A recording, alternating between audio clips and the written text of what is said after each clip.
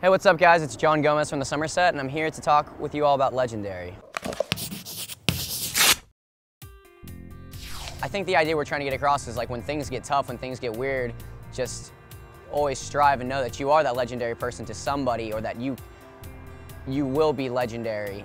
I think of like just kind of becoming a new person is what I think about Legendary. It's really exciting. Like we just, I don't know, just like started like the spark, just kind of threw the idea out there of Half Moon Kids and Legendary, and just wanted to, I mean, it started off as we had to inspire ourselves because we were kind of in a weird spot, finishing touring for so long and having such a busy year, that we all kind of felt just like dull and just kind of like used up. And so it was really cool that, you know, this kind of new positive way of thinking kind of had, that it inspired us so much when we finally introduced this part of the record to fans, that they picked up on it the same way that we did. We're trying to, I mean, start a movement of just kind of embracing individuality and positive thought. And I don't know, we believed in it ourselves, so the trick was kind of to see if people would kind of catch on to it, and it seems as though they have, and it's really amazing. I woke up one morning to an email that just was titled Boom. I opened it up and it was a song called Someday. He said, "Hey man, sorry, I wrote this after like a really terrible night. Tell me what you think." And I listened to it, I put it on my speakers, and I just instantly fell in love. And it's cool, like you say, like that he wrote the song behind my back, which is totally true. But that was probably the coolest experience I've had. 'Cause that's like the only like finished product, like fully finished product that's ever been presented to me. And it was cool to be able to listen to my band as a normal listener would, completely like not having any part of the songwriting. So it was really cool, and it's probably one of my favorite songs on the entire album. A song that resonates with me personally is Legendary, the title track.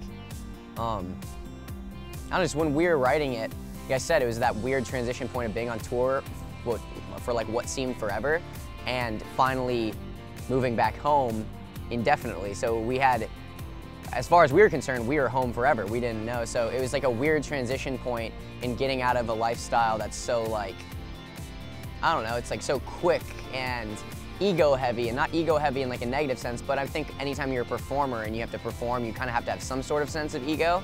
To get out and just be in the real normal world with our friends. When we wrote that song, I don't know, it was that weird transition phase, and I think we just kind of, all of that was so bottled up in us that we just kind of felt like we weren't being the best version of ourselves possible, that we could have been, that we could be doing better, that we could be more fulfilled as people. The song just kind of talks about wanting to be more than just a person who tours on the road, to want to be like an actual full human being, to like feed your soul a little bit more than we were. I think everyone has a point in their career or their life where they're like, wait, does what I do define me?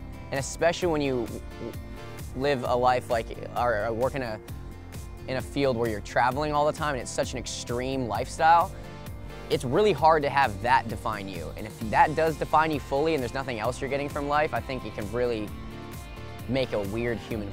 The Rescue's about like right before, or actually right after you're kind of like graduating high school. And I had a lot of friends who were kind of lost, and when me and Brian wrote this song, we really wanted to write a song on a record that was telling a friend, like, when you need me, I'll be there, which is the first lyric. And so I just kind of related it to end of high school when everyone's separating, and you really kind of find out who your true friends are. And I had a few friends who dealt with some personal issues, and it kind of like, we kind of channeled that in the song of, I think one of the lyrics of the pre-chorus says, "It's 3 o'clock in the morning, now you're crying on the curb," kind of thing.